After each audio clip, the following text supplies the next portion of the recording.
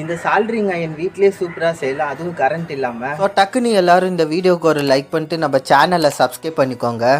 First lighter எடுத்துக்கோங்க. அதுக்கப்புறம் copper கம்பி எடுத்துக்கோங்க. அந்த காப்பர் கம்பி அந்த லைட்டரோடு சேர்த்து வச்சு டேப் வந்து சுற்றி ஒட்டிடுங்க.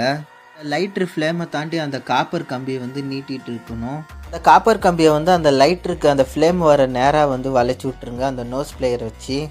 அப்புறம் அந்த காப்பர் கம்பியில் வந்து ஃபைபர் கிளாஸ் ஸ்லீவை வந்து மாட்டிடுங்க. அந்த காப்பர் கம்பியில் ஹீட்டு ஸ்ப்ரெட் ஆகாமல் இருக்க ஃபைபர் கிளாஸ் ஸ்லீவை வந்து அது மேலே வச்சு டேப் வந்து சுற்றிடுங்க.